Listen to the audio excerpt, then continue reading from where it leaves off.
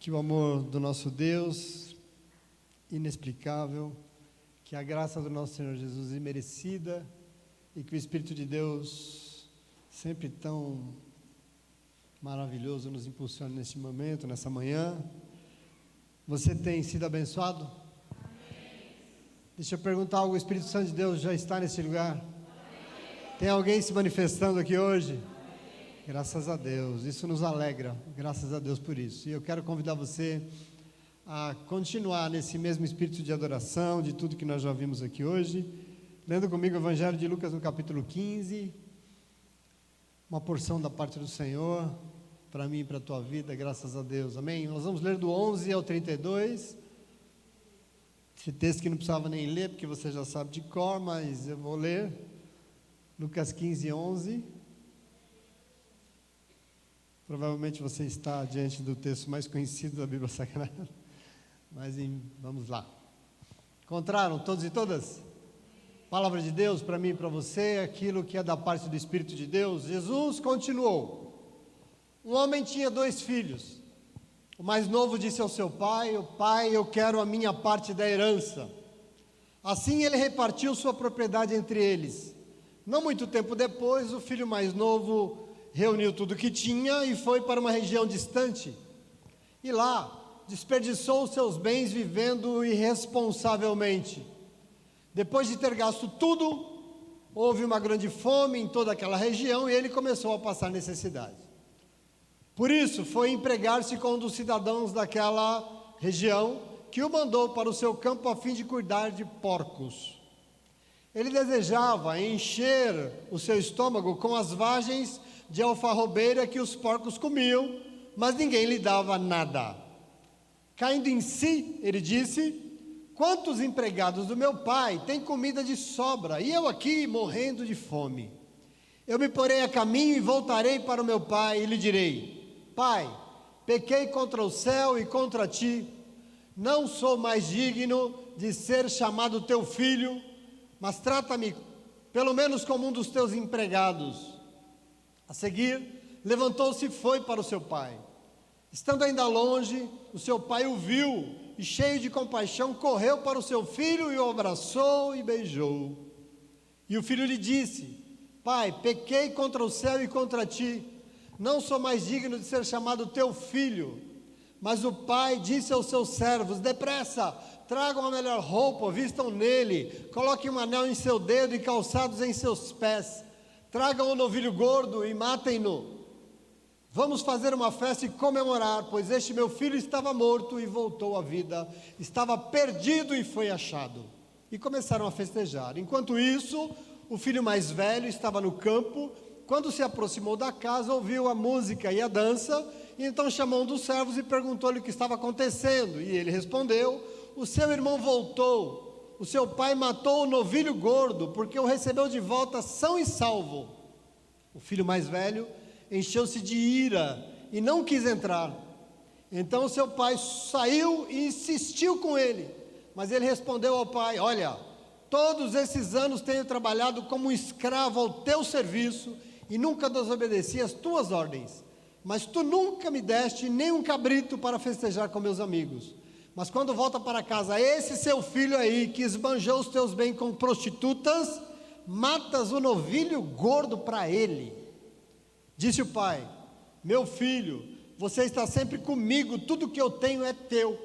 Mas era justo e tínhamos que comemorar e alegrar-nos, porque este teu irmão estava morto e voltou à vida, estava perdido e foi achado. Graças a Deus por isso. Palavra do Senhor. Senta no teu lugar. Glória a Deus nessa manhã bonita. Mas você sabe que quando uma pessoa se torna relevante, quando a pessoa fica famosa assim, é normal que depois disso um escritor queira escrever a sua biografia, né? O que é uma biografia? A biografia é uma narração, geralmente escrita, que fala dos fatos muito particulares, das fases da vida de uma pessoa. Isso é uma biografia. Nela está narrada a história dela, quem ela é, como ela vive, as suas escolhas, os seus erros, os seus acertos, as suas alegrias, as suas decepções.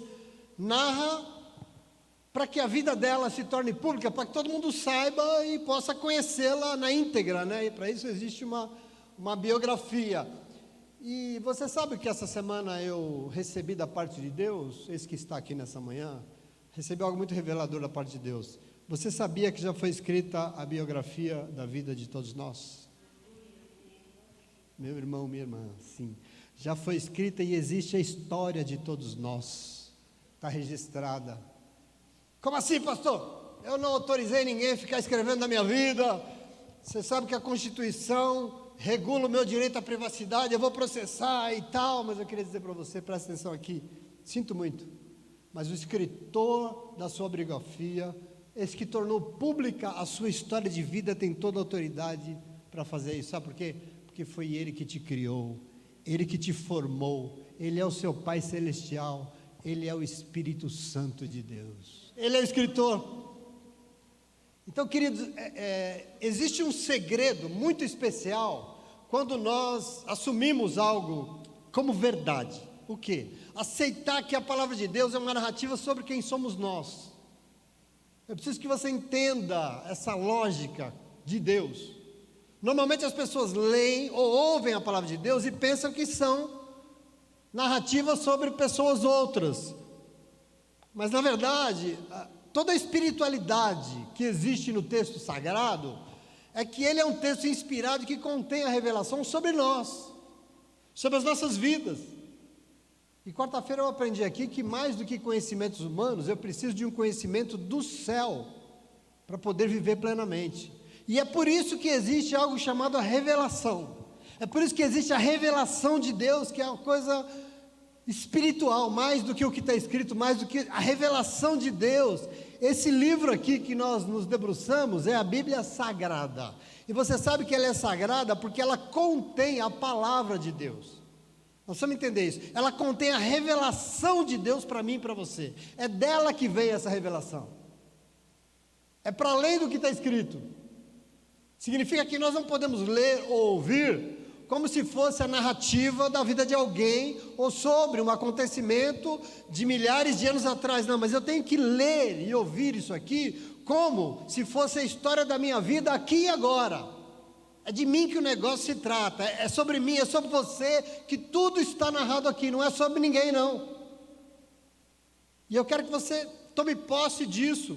Sem essa compreensão, isso aqui se torna só mais um livro como outro qualquer.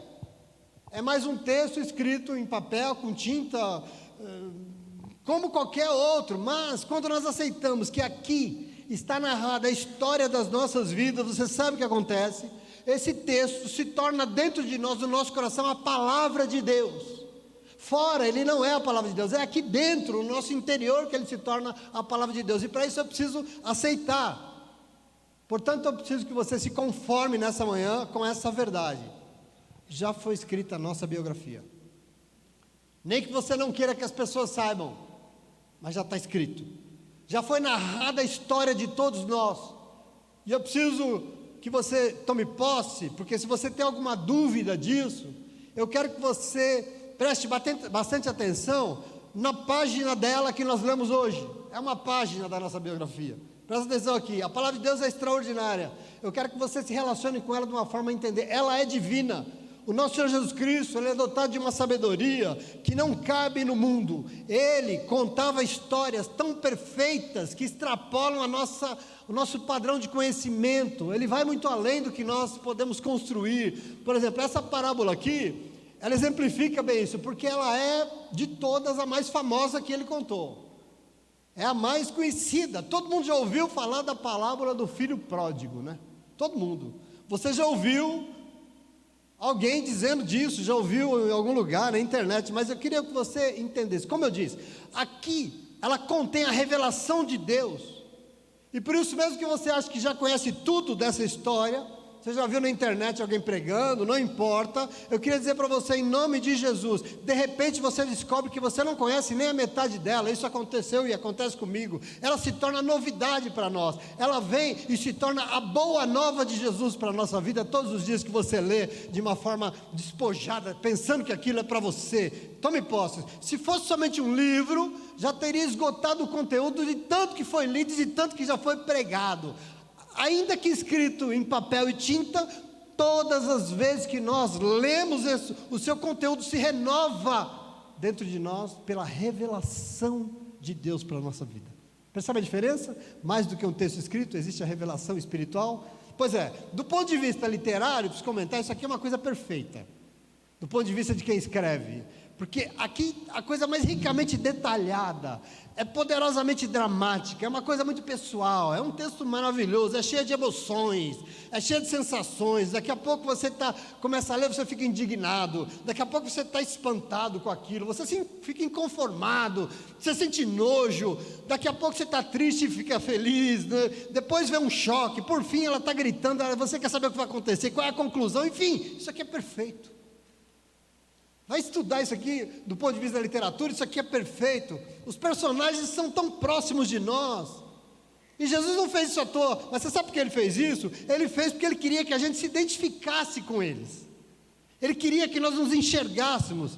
E às vezes fica pensando se nós somos o filho, e se nós nos solidarizamos com o pai, se nós concordamos com o filho mais velho. Querido, você está diante da perfeição literária. Inclusive, não à toa, os grandes pintores da história da humanidade pintaram isso aqui. Rembrandt pintou isso aqui. Inclusive os grandes compositores de música clássica escreveram sobre ela. Prokofiev escreveu, Benjamin Britten escreveu uma ópera sobre ela. Os grandes poetas da história, Shakespeare, inspirado na história que Jesus inventou, colocou lá num dos seus textos, O Mercador de Veneza, ele botou lá a parábola. É um negócio extraordinário. Eu quero que você entenda, é maravilhoso. As parábolas de Jesus, elas eram sensacionais. E elas tinham uma intenção muito clara. Eram histórias curtas, inventadas pelo Senhor, mas não eram aleatórias. É a mente genial. Muito pelo contrário, porque as histórias eram ambientadas de uma forma a formular questões, problemas, ensinamentos que revelam o quê? A profundidade da história da nossa vida. É para isso que elas servem. E eu quero que você entre aqui comigo. Jesus contou a parábola, mas não foi Jesus que deu nome a ela. A parábola do filho pródigo não foi Jesus que deu nome, foi depois. Aliás, bem recente. Então hoje a minha proposta para você é que nós não mais chamemos essa parábola da parábola do filho pródigo, mas nós comecemos a chamá-la de a história de todos nós. Porque é isso que contém nela. Vamos entender isso um pouco para você poder levar para a tua casa. Isso é uma família composta por um pai e 2 filhos. É isso que Jesus está contando. O mais novo diz ao pai: eu quero a minha parte da herança. Bom, aqui está um pedido absurdo. Por que absurdo? Porque o pai estava vivo, como é que vai partilhar a herança? Segundo a lei de Moisés, primeiro, a herança não ficaria para o filho mais novo, para o mais velho, ficaria para o primogênito. Segundo, não se podia, a herança, segundo a lei, só seria transmitida com a morte do patriarca, com a morte do pai. Então veja, é como se ele estivesse dizendo: o filho, você está demorando para morrer, então eu quero minha parte da herança logo, eu não quero esperar. Você está demorando, você está com muita saúde ainda, não aguento mais esperar. Agora, mais absurdo do que esse pedido do filho foi a atitude do pai, porque Jesus disse que ele simplesmente repartiu a propriedade entre eles, e o filho foi embora com a grana. Absurdo. Se fosse você faria o quê? O que você faria, Júlio? Dava uns tapas no moleque e falava assim: se liga, moleque, sai daqui, seu folgado. Enchia ele de bolacha, né? Falava: me respeita, seu trouxa. Mas aqui, esse pai de Jesus aqui fez o que nenhum outro pai faria, porque ele simplesmente dá o que o filho pede, exatamente como ele pediu, dá para ele.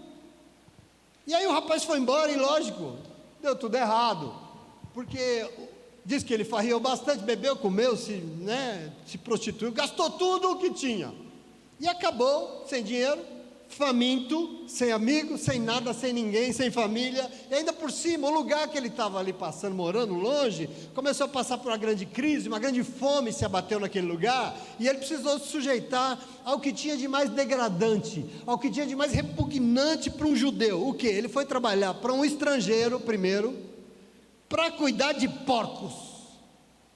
É o lixo do lixo, da lama, do esgoto. É isso que Jesus está falando. Jesus disse que o faminto, o desesperado, desejou ao menos comer a comida dos porcos, mas nem isso davam para ele.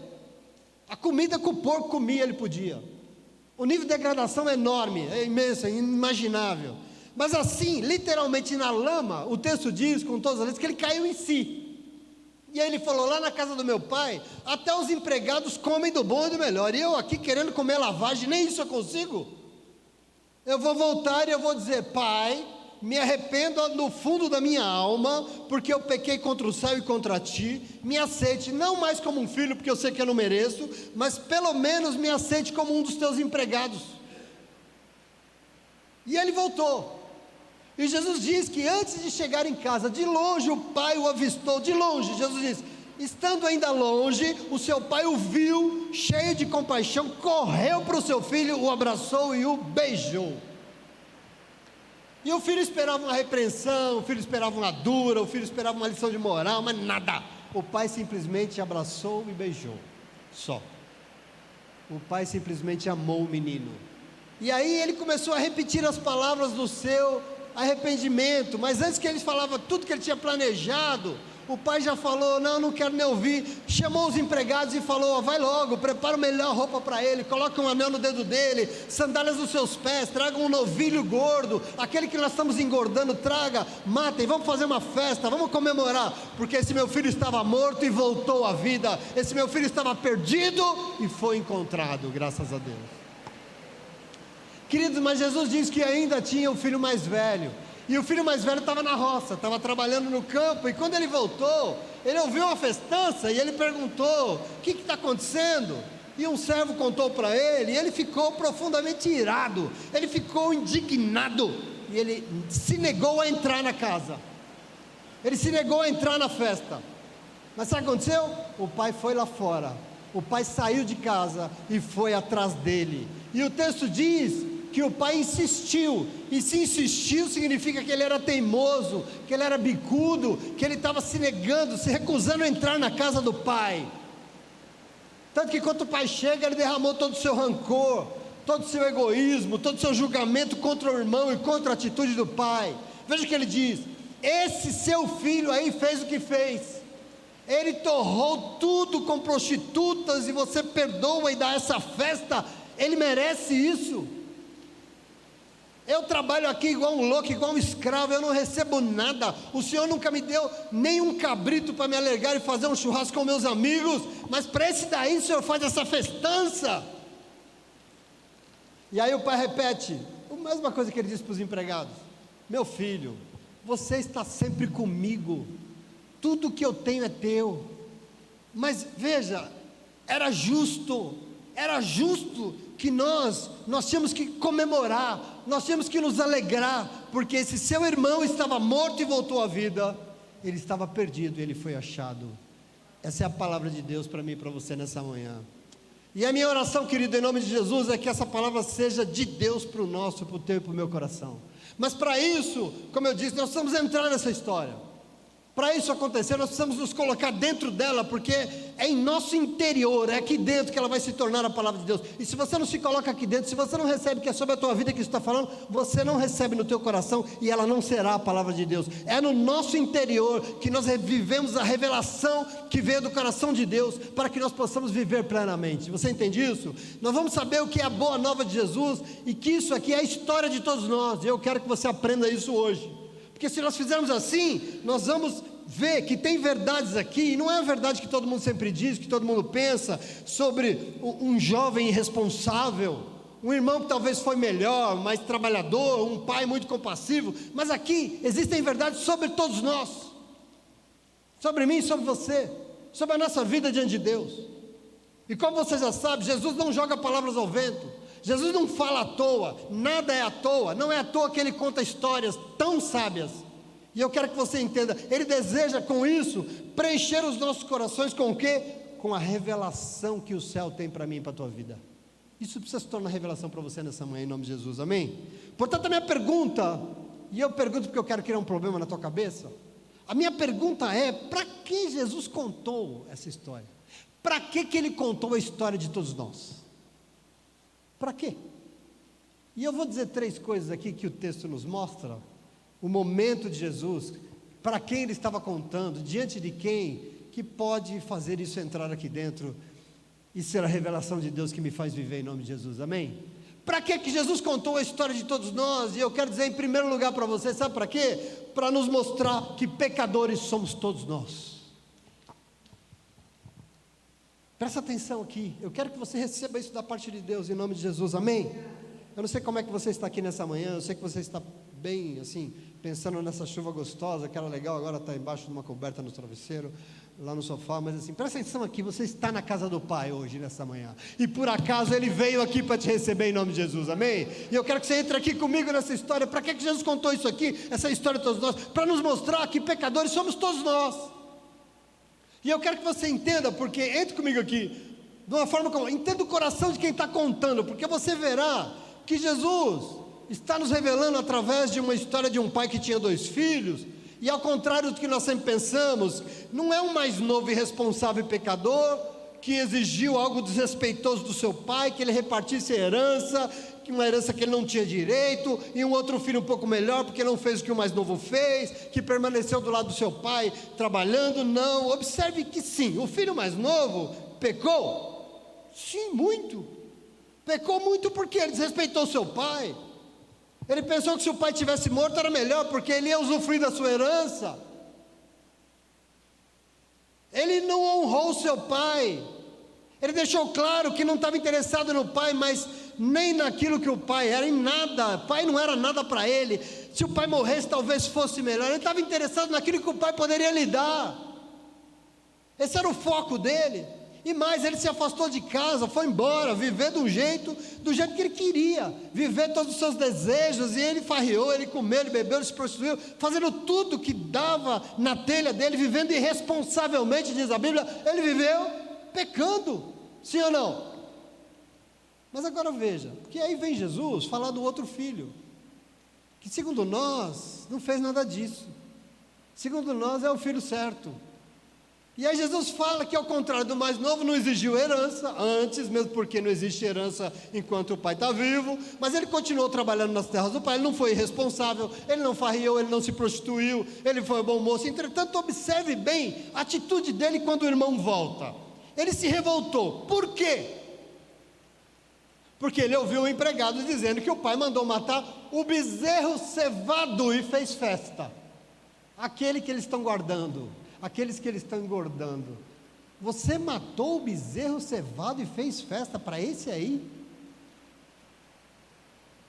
Ele desafia, ele começa a destilar todo o seu ódio, ele estava na casa do pai, mas o pai nunca tinha lhe dado nada, nem um cabrito para farrear com seus amigos, e esse filho irresponsável aí, o Senhor dá tudo para ele, ele ficou bicudo, ele estava na casa do pai, e por isso, veja, ele vê o pai gastando, o quê? As coisas que eram do pai, de quem era o bezerro?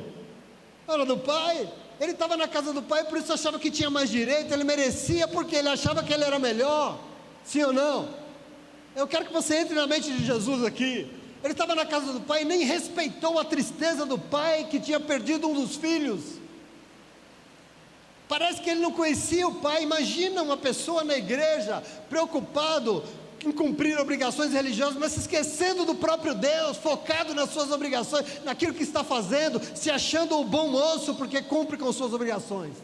Essa é a situação, presta atenção, o filho mais novo, mesmo longe da casa, parece que conhecia o pai melhor que o filho mais velho, que morava com ele na mesma casa, porque veja, ele teve coragem de voltar para a casa do pai, enquanto o mais velho não queria mais entrar na casa do pai, se negou a entrar. quis ficar de fora. O texto não diz, mas tudo indica que ele não mais voltou para a presença do pai. Querido, ele não se dá conta que o pai sem ele também ia perder a alegria, porque ele também, o mais velho, era filho como o outro, e o pai o amava do mesmo jeito, ele nem levou isso em conta. Eu pergunto, qual a diferença dos dois? O filho mais velho também está interessado no que o pai tinha, sim ou não? Ele também estava de olho na herança. Todo o seu discurso de bom moço, de que faz tudo certo, no fundo não era melhor que o seu irmão, porque talvez o pai não era nada para ele, mas o que o pai tinha e estava gastando importava tanto para ele. Você fica desperdiçando, gastando aí, o que é seu que vai ser meu com esse cara? A alegria do pai não foi sua alegria. Aquilo que alegra a Deus não consegue nos alegrar. Um pecador arrependido se jogando aos pés do Senhor não é motivo da nossa alegria. Deus faz festa no céu e a gente não faz festa aqui embaixo. Assim como o irmão, ele também era pecador, do mesmo jeito. E essa analogia de Jesus aqui tem a ver com dois personagens que revelam a história de todos nós. Porque aqui nós estamos diante daqueles que saem da casa do pai e vão para o mundo farriar, e do outro lado os que escolheram ficar na casa do pai. Essa é a cabeça de Jesus.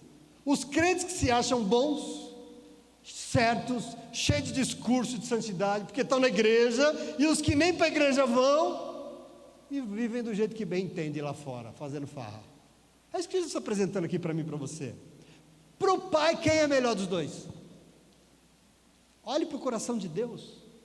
Quem é melhor? Para o pai, quem é pecador e quem é santo? Não sou eu que estou dizendo, é o Senhor. Quem é o melhor, queridos? Jesus está nos dizendo, nessa manhã, que pecadores somos todos nós.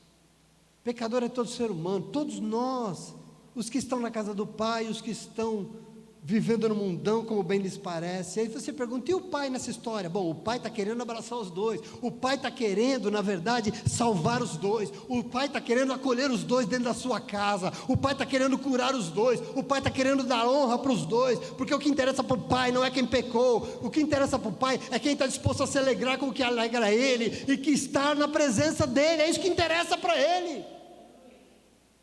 Não cabem julgamentos, porque todos nós somos pecadores, todos nós erramos, presta atenção. Como todos nós somos pecadores, o que interessa ao pai é o filho disposto a se arrepender e ir para a casa do pai, uai. É isso que interessa para ele. Para quê? Para mudar de vida, para viver segundo o que o pai entende melhor. Ele nos ama de graça, ele nos ama porque ele é amor, e por ser amor ele deseja salvar quem? Todos e todas. Esse é o coração de Deus, meus irmãos. Deus não tem filho predileto, Deus não tem filha predileta. O pai olhou com tristeza a atitude dos dois, mas não amou um mais do que o outro, pelo contrário, ele amou os dois, ele aceitou de volta o filho pecador que saiu da sua casa, e também foi atrás do outro filho pecador que, apesar de estar na casa, não quis entrar para se alegrar com a alegria do pai. Ele vai atrás dos dois porque ele ama os dois. Quantas pessoas não estão na igreja hoje achando que de alguma forma, porque estão na igreja, são prediletos de Deus? Que Deus os ama mais. Deus ama mais do que quem não é como eu. Querido, nós temos que conhecer o coração de Deus, porque religião hoje em dia é uma coisa que faz muita coisa feia, porque tem gente dentro da igreja achando que é melhor que o outro, e por isso discrimina o outro, trata o outro mal, e aí nós deixamos de ser uma oportunidade desse outro que está precisando de Deus vir até aqui e ter um encontro com o Pai de verdade, e poder ter oportunidade de mudar de vida. Nós não estamos aqui para julgar, nós estamos aqui para fazer o que o Pai espera de nós: amar, abraçar, acolher e chamar para dentro de casa de novo, em nome de Jesus, amém? Que nessa semana nós possamos receber a revelação da parte de Jesus e saber como todos nós erramos. Deus não prefere um mais do que o outro, Ele ama simplesmente porque o amor é a única chance que o ser humano tem de se arrepender e voltar para os braços do Pai para viver novamente. É a única oportunidade. Qual? O amor. Você acha que é o julgamento? Nossa, maconheiro, macumbeiro. Quando nós estávamos limpando essa igreja para inaugurar, veio uns irmãos aqui colocar um pai de São Zé Pilintra aí na frente, né? A minha esposa falou: vocês estão precisando de ajuda? Desviada. levou uma escada lá para eles, colocar um negócio lá e está tudo bem, em nome de Jesus. Não importa, querido, nós amamos e nós somos bom testemunho na vida de todo mundo, em nome de Jesus. Sabe por quê? Porque nós estamos diante do Pai, nós vivemos na casa dele e nós somos a espelho daquilo que ele espera de nós. Nós amamos acima de tudo, em nome de Jesus, porque nós não sabemos, nós não achamos que nós somos melhores do que ninguém, em nome de Jesus. Amém? Pecadores somos todos nós e o Pai quer nos abraçar. Amém? Mas a pergunta é: para que Jesus contou essa história de todos nós? Eu vou dizer para você, em segundo lugar, presta atenção aqui, sabe para quê? Para nos alertar sobre um pecado que entristece demais o coração do Pai. Jesus está aqui nos alertando sobre algo fundamental que eu quero que você entenda hoje. Se os dois estão errados, se o que se desviou e caiu na farra, o que permaneceu na casa mais interessado nas coisas do Pai também estavam no pecado, os dois. Eu quero que você receba o que é a revelação da parte de Jesus, porque ele conta essa história para nos alertar sobre um pecado que deixa o coração de Deus em caquinhos. E eu quero que você entenda que pecar todos nós pecamos, em muitas medidas diferentes, lógico, tudo bem, sem dúvida, mas qualquer tipo de ação entristece o coração de Deus, qualquer tipo de pecado entristece. Por isso que ele está aqui nessa manhã, para nos ajudar a vencer o pecado, porque o pecado, a palavra vai, não peques mais, porque o pecado mata. É por isso que ele está aqui nessa manhã. Entretanto, essa página da nossa biografia aqui, esse pequeno trecho, revela um momento e um pecado que entristece demais o coração do Senhor, e muita gente faz isso e não se dá conta, nem percebe que isso mata o quê? Sabe o quê? O maior não, mas um pecado que é amar as coisas do Pai mais do que nós amamos o Pai. Aqui está um problemão, uma coisa que entristece demais quando ele olha para um filho: amar as coisas do Pai mais do que nós amamos o Pai. O que essa parábola revela aqui para a sua vida nessa manhã é que, apesar de ainda estarmos sujeitos ao pecado, existe algo que nós não podemos fazer de jeito nenhum, sob pena de morrer. Jamais nós podemos amar as coisas do Pai, as coisas que Ele pode nos dar, mais do que nós amamos a Ele. Você entende isso, sim ou não? Isso está claro? Eu quero que você não perca isso. Olhe para essa história, olhe para essa palavra, observe e me diga se essa não é a história de todos nós. Veja como as pessoas vão para a casa do Pai hoje em dia e perguntam: eles vão lá para quê? As pessoas vão para a igreja atrás do quê? De Deus ou das coisas que Deus pode dar? Você entende o coração de Jesus? Você entende o que está incomodando ele aqui? Observe, os dois irmãos estavam no pecado, os dois erraram, os dois quebraram o coração do Pai, porque os dois queriam herança e não o dono dela. Os dois estavam um pouco se lixando para ele, estavam se lixando para as coisas que ele tinha e que ele podia dar para os dois filhos. Meu irmão, entenda que todas as vezes que nós colocamos algo como mais importante do que o nosso Deus, nós estamos pecando. Isso nós precisamos evitar. As pessoas fazem isso o tempo todo, não à toa. O mundo está como está, não é à toa. Mas você está recebendo nessa manhã uma revelação. Eu quero que você tome posse dela, porque o Pai quer que você viva. E assim, tome para você: nada nessa vida pode ser mais importante do que o Senhor. Por isso nós amamos só o Senhor. Nós precisamos das coisas, mas nós não amamos o que Ele pode nos dar, nós amamos a Ele. E segundo Jesus, o resto é consequência desse amor que nós temos por Ele. A nossa busca é por Ele, em nome de Jesus. Nós não podemos estar frio na casa de Deus. Nós não podemos não responder ao louvor que o Senhor quer receber nessa manhã. Nós não podemos estar frio diante de uma oração que o Senhor quer ouvir continuamente na nossa boca. Por quê?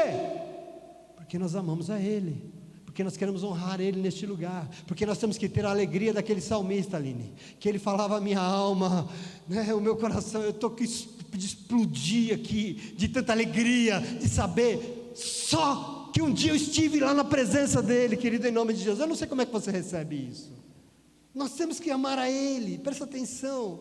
As pessoas fazem isso o tempo todo, e elas não se dão conta. O filho mais novo não voltou por causa do pai. Por que ele voltou? Por causa do pão da casa do Pai. Mas mesmo assim o Pai amou, mesmo assim o Pai abraçou: vem aqui, você quer pão, eu vou te dar pão. Mas mais do que pão, tem eu aqui para te abraçar, tem eu aqui para te amar. Presta atenção, querido, pecado. O filho mais velho não se revoltou porque o mais novo desrespeitou o pai. Ele se revoltou porque o pai matou o bezerro que ele estava engordando e foi fazer festa com esse desviado. Pecado.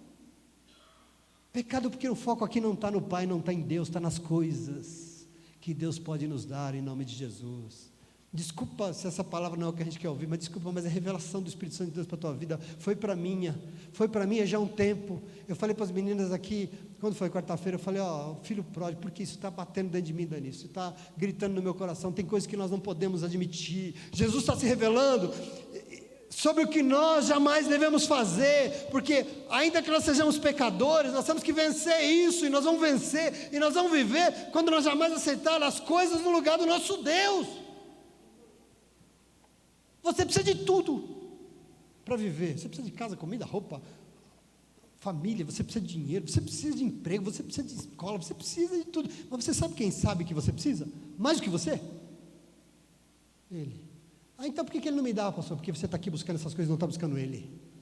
Às vezes a gente não entende porque a gente não consegue mudar de vida diante de Deus. Sabe por quê? Você está buscando errado. Você está buscando, ao invés de você buscar as coisas, busque o dono das coisas. Busque aquele que é dono de todas as coisas, porque Ele pode, em nome de Jesus. Mas para isso Ele tem que ser adorado, por isso Ele tem que ser prioridade na tua vida, em nome de Jesus, querido. Ele sabe. Então vá para a casa do Pai, não por causa do pão, do bezerro, da herança, mas vá por causa do Pai.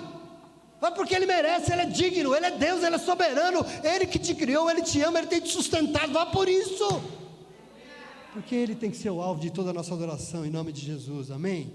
Porque é isso que possibilita, inclusive, ter tudo que nós precisamos e ainda viver plenamente, porque nós vamos ter a presença dEle conosco, nós vamos estar na presença do Pai, alegrando o seu coração, em nome de Jesus, amém? Eles estão tristes hoje. Tem alguém aqui que quer alegrar o coração do Pai? Dá um amém bem forte aí, amém? Amém.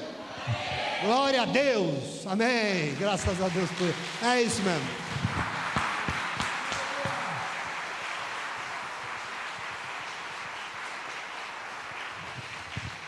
Obrigado, Jesus, seja exaltado nessa manhã, porque é a Ti que nós aplaudimos em nome de Jesus, graças a Deus. Aleluia. Mas a pergunta é para que Jesus contou essa história de todos nós? E eu vou falar para você em terceiro e último lugar, para você tomar para você. Sabe para quê? Para nos ensinar que mesmo sendo pecadores, é possível vencer o pecado. É possível viver novamente diante dEle. Por quê? Porque Ele sempre será uma oportunidade de vida. Sempre. Ele quer te ensinar nessa manhã. Presta atenção aqui. Ele contou essa história para isso. Você tem que entender que é possível vencer tudo isso que quer nos escravizar. Por quê? Porque Ele é e sempre será uma oportunidade de vida, de vitória, de salvação, de libertação na nossa vida. E eu digo isso porque essa maravilhosa história de Jesus nos mostra algo lindo aqui da parte de Deus, porque apesar dos dois filhos estarem errados, o pai não preferiu nenhum dos dois. Ele deu o quê? Oportunidade aos dois de mudar de opinião e de vida, sim ou não? Qual dos dois filhos teve a oportunidade de mudar? Qual? Os dois. O filho mais novo caiu em si, se arrependeu e voltou. O que o pai deu a ele quando ele voltou? Um abraço, um beijo, cheirou um cangote fedido de porco. Deu oportunidade, meu irmão, de recomeçar a vida. É isso que ele ganhou. Depressa, tragam a melhor roupa, vistam nele, coloquem um anel no seu dedo, calçados nos seus pés. Devolvam a ele a oportunidade de ser o meu filho, de viver de novo. Tragam um novilho gordo e matem, vamos fazer uma festa, vamos comemorar, porque esse meu filho estava morto e ele voltou à vida, estava perdido e foi achado, e graças a Deus, e começaram a festejar. Ele está dando o que para esse menino? Oportunidade de começar de novo. O filho mais velho, bicudo, mesmo valorizando as coisas mais do que a alegria do pai, recebeu o quê? Oportunidade de mudar também, do mesmo jeito. O pai saiu de casa, foi atrás dele, chamou ele de volta, ele não quis. Não vou. Mas o pai insistiu com ele, vamos. E ele destilou todo o seu ódio.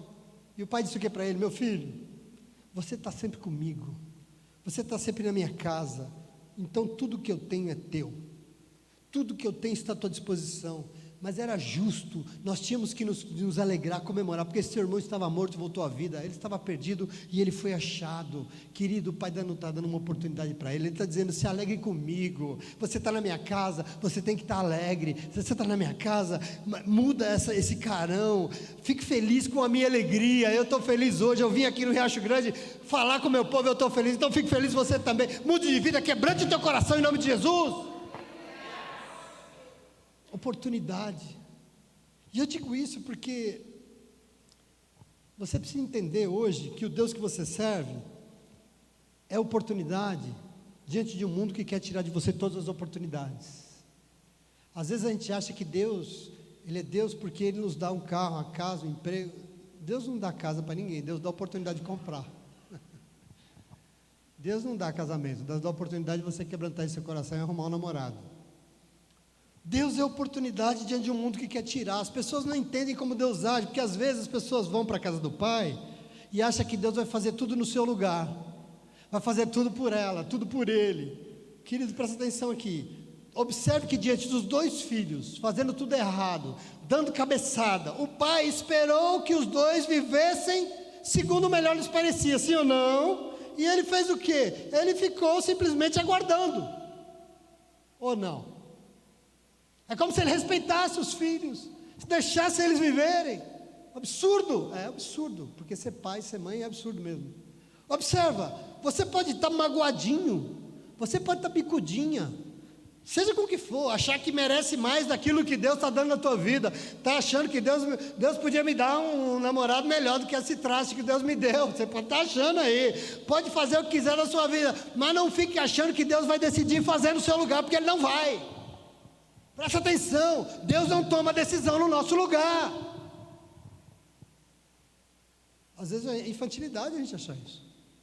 A gente vai na igreja, veja, o filho mais novo acabou escravizado, mas foi ele que teve que cair em si, foi ele que teve que enxergar a beleza que virou a vida dele depois de monte de porcaria que ele fez. Quem que teve que enxergar? Ele mesmo. Foi ele que teve que se arrepender, foi ele que teve que se humilhar, e por isso ele pensou que ele poderia voltar, não mais como um filho, porque ele enxergou que ele não tinha o direito, ele poderia voltar como pelo menos um escravo, um servo do pai dele, mas o que ele estava entendendo é que o pai não quer escravo, o pai quer filhos e filhas libertos para se alegrar com ele, para festejar com ele. É isso que Deus espera de nós, é isso que Ele tem para nós. Não tem escravo aqui não. Deus nos respeita, meus irmãos, Deus nos ama, minhas irmãs, e por isso nós somos livres para fazer o que nós bem entendemos da nossa vida. Tudo, você faz o que você quiser, e Deus te respeita. Nada está errado, o problema é seu. Ou a culpa aqui é do pai? De quem que é a culpa? É do pai? Mas eu sou filho dele, Só quem é livre pode decidir por Deus. Amarrado ninguém pode se converter. Só quem é livre pode amar de verdade. Não existe amor onde não há liberdade. Por isso Ele nos liberta. Por quê? Porque Ele nos ama e Ele quer ser amado, não porque nós somos obrigados, porque nós somos forçados, porque nós somos coagidos, ou porque nós estamos com medo de ir para o inferno. Nós temos que amá-lo, porque nós somos livres para amar ou não amar, se nós quisermos. Ele quer que nós o amamos, porque exatamente nós escolhemos, porque nós somos livres e nós decidimos amá-lo acima de todas as coisas. Não é isso que diz a Bíblia? Qual é o primeiro mandamento dos 10? Amar a Deus, e não amar outra coisa a não ser o Senhor teu Deus. Qual é o maior mandamento da Bíblia segundo Jesus? O maior: amar a Deus acima de todas as coisas, e os outros como a gente ama nós mesmos. Não é isso? O primeiro e maior mandamento. Querido, em nome de Jesus, isso só em liberdade. Por isso a graça de Deus era sobre os dois, mas o arrependimento cabia a cada um deles. Veja, voltar arrependido cabia ao mais novo, mas se alegrar e perdoar cabia ao mais velho. Entretanto, observe como o pai sempre está esperando de braços abertos como uma oportunidade de mudança.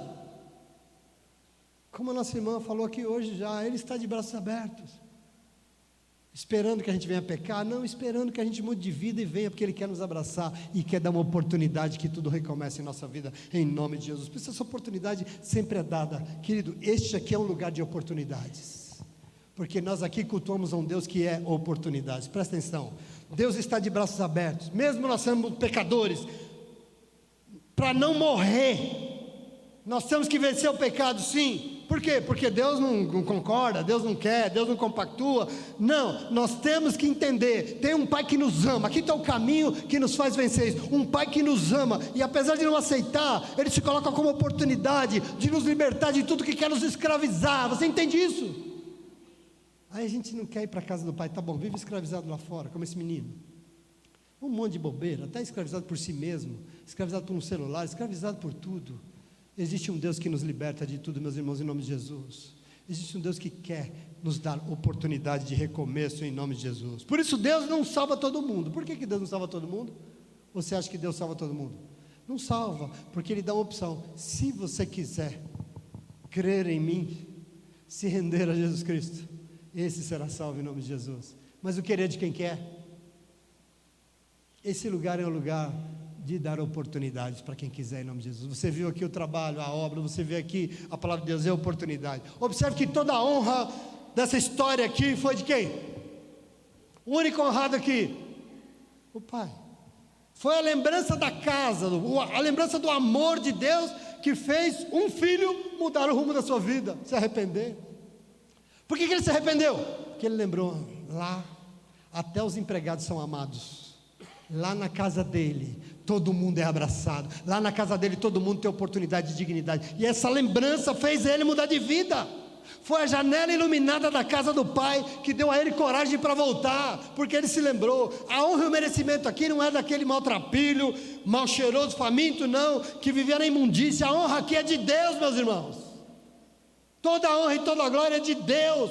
Foi a atitude do Pai de ir falar com o teimoso que deu a ele a oportunidade de voltar para casa de novo e mudar, deixando o biquinho manhoso para trás. De onde está? O que Deus fez? Deu a oportunidade, se Ele quisesse. Entrou? A Bíblia não diz se Ele entrou, diz? E eu não sei, porque o nosso papel não é saber se Ele entrou, nosso papel é saber que tem um Deus que dá oportunidade a todos nós, em nome de Jesus. Eu não sei os passos que você tem dado, eu não sei o que tem vivido a sua vida, eu não sei, mas eu queria dizer para você, em nome de Jesus, Deus é a oportunidade. De que, pastor? De voltar para trás e recomeçar de novo, e reescrever a tua história de vida, e reescrever essa página da tua biografia que não está legal, que está feia. Deus é a oportunidade, é por isso que Ele está de braços abertos, esperando, querido, mas a decisão é nossa. Ele aguarda o nosso arrependimento, Ele aguarda o nosso cair em si, Ele aguarda que possamos abrir mão das nossas teimosias, porque às vezes a gente está na igreja, mas é teimoso que só um diacho, né?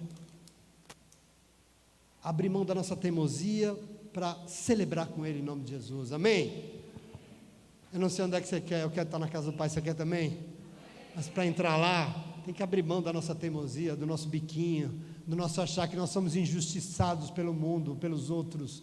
Nós não somos injustiçados, nós somos filhos que Deus ama e dá oportunidade. Se quiser pode vir aqui, meu filho, que você vai entender o que é ser amado de verdade, o que é justiça, o que é justo de verdade. Vem para cá, para minha casa, que eu vou te mostrar em nome de Jesus, amém? Então, meu irmão, em nome de Jesus, essa aqui é a nossa biografia. Essa aqui é uma página da história de todos nós.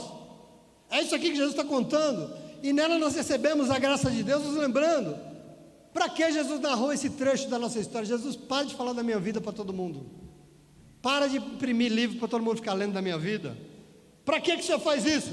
Para mostrar para você que pecadores somos todos nós, no coração de Deus.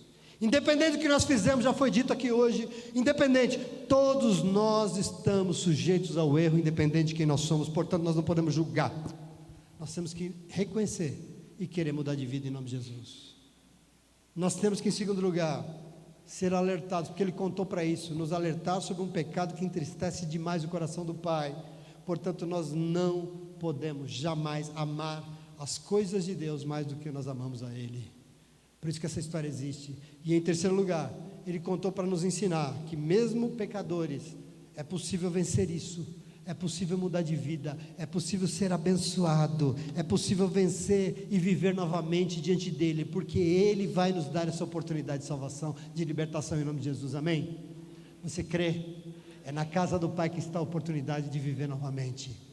O Espírito Santo de Deus escreveu a nossa biografia, meu irmão, a de todos nós, mas ainda tem pontas amarradas aqui no nosso coração, e eu sei que tem, porque você pode estar então se perguntando, já que Ele contou, nesse trecho da história de todos nós, quem sou eu? O Pai eu sei que eu não sou, porque o Pai é o nosso Deus celestial, não é? eu entendi que não, mas quem sou eu nessa história que Jesus conta? Será que eu sou o filho mais novo? Será que eu sou o filho mais velho? Será que eu estou na igreja mesmo assim? Será que eu nem na igreja estou? Será quem sou eu no coração de Deus? Ou quem é que Deus espera que eu seja, contando essa história, o mais novo ou o mais velho? E eu queria dizer para você, apesar de nós todos sermos pecadores, a revelação dessa história de Jesus mostra que para Deus, eu e você, temos que ser o terceiro filho, aquele que contou a história. Tem outro personagem aqui que você não está contando, que eu também não falei, deixei para o final. O que Deus espera de mim? Que eu seja o filho mais novo, que gosta de enfiar o pé na lama, ou eu sou o filho mais velho, que é o certinho, e que fica dando uma de santarrão? Nenhum nem outro, eu sou o terceiro, eu sou o que conta a história. Você recebe? O que está no coração de Deus a nosso respeito, que estamos na casa dele, e nós sejamos o que conta a história. Mesmo que ainda estejamos sujeitos ao pecado, estejamos sujeitos ao erro, entenda que o Senhor sempre vem e vai se revelar, porque Ele quer nos ajudar a vencer o erro. Ele quer revelar a sua vontade, porque eu quero que você entenda esse trecho que o Senhor contou e o que Ele espera para mim e para a sua história. Ele está neste lugar para nos lembrar que independente dos filhos que pecam, das filhas que pecam, tem um que já veio, e esse não pecou, e esse não errou, e esse não saiu, não abandonou nem nada, e é esse que importa para Deus, e por isso é esse o filho que Ele espera que esteja dentro da sua casa, em nome de Jesus, amém? E aí você fala, mas eu não sou Deus. Lógico que não é, graças a Deus. Jesus também aqui nesse momento não era. Ele abriu mão de toda a sua glória de Deus, e como homem, como mulher, como ser humano, Ele fez o que fez, e é isso que o Senhor espera de nós, em nome de Jesus. Um filho e uma filha nos moldes desse que conta essa parábola maravilhosa, que agrada ao coração do Pai, e que vai estar na casa do Pai, em nome de Jesus, amém? Você quer? É plano de Deus para mim e para a tua vida. Tornou pública a sua história, desculpa aí, tá? Se agora todo mundo sabe da sua vida, sabe da minha também, mas Ele fez isso porque Ele quer nos libertar. E é por isso que Ele veio aqui nessa manhã, é por isso que Ele passeia no nosso meio, é por isso que o Espírito Santo de Deus vem e sopra, é por isso que Ele revela uma palavra. Ele quer nos libertar em nome de Jesus. E se você aceita, pode até aplaudir Ele. Não sei como é que você está aí, não sei se você recebe. Glorifica, exalte, aplauda ao Senhor. Glória a Deus, fica de pé.